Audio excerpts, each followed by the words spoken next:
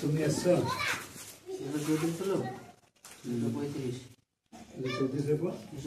এগুলো ফর্ম তো আপনি বাড়ি বাড়ি দিতে যাবেন না? হ্যাঁ গুছাই লিখছে।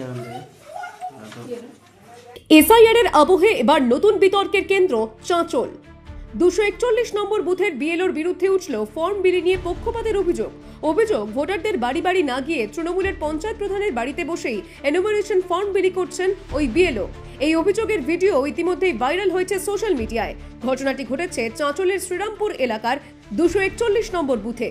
ভিডিও সামনে আসতেই বিজেপি প্রশ্ন তুলেছে বিএলওর নিরপেক্ষতা নিয়ে। তাদের দাবি, এইভাবে সরকারি কাজের সঙ্গে রাজনৈতিক দলের সংযোগ তৈরি করা গণতান্ত্রিক নিয়মের পরিপন্থী। যদিও সেই ভিডিও সত্যতা যাচাই করেনি দ্য ওয়াল।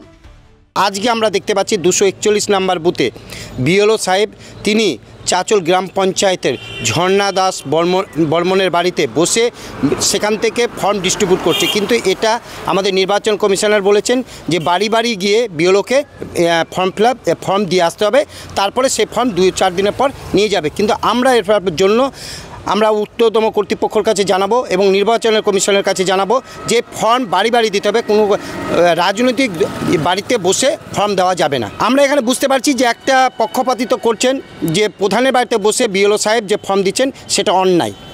যখন সারা পশ্চিমবঙ্গে তৃণমূল কংগ্রেস রাজনৈতিক প্রভাব খাটিয়ে বিএলওদেরকে প্রভাবিত করছে, চাঁচল বিধানসভার 241 নম্বর বুথও একই চিত্র আমরা দেখতে পাই।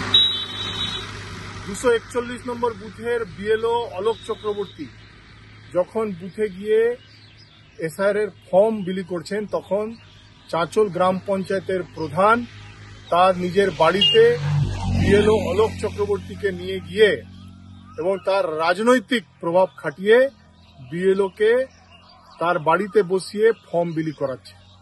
আমরা এই বিএলও এবং এই গ্রাম পঞ্চায়েতের প্রধানের বিরুদ্ধে নির্বাচন কমিশনে আজকে লিখিতভাবে অভিযোগ করব এবং দ্রুত তাদের বিরুদ্ধে আইনত ব্যবস্থা নেওয়ার আবেদন করব। তবুও অভিযোগ ঘিরে ইতিমধ্যেই সরগরম হয়ে উঠেছে রাজনৈতিক মহল। অন্যদিকে তৃণমূল নেতৃত্ব এই অভিযোগ উড়িয়ে দিয়েছেন। তাদের বক্তব্য, বিজেপি শুধু রাজনীতি করার জন্যই এমন অভিযোগ তুলেছে। আমাদের চাঁচল 1 ব্লকের চাঁচল জিপির যে প্রধানের বুথ আছে আমাদের শ্রীরামপুর বুথ, সেখানে যেহেতু সকাল সকাল কাজ শুরু হয়, আমাদের বিএলও ছিল, তার সঙ্গে আমাদের টিএমসি পার্টির বিএলএ 2 ছিল। বিএলএ 2দের কাজই তো হচ্ছে, আপনারা জানেন এবং হয়তো বিজেপির বন্ধুরা জানে না যে বিএলএ 2 কি ফাংশনিং।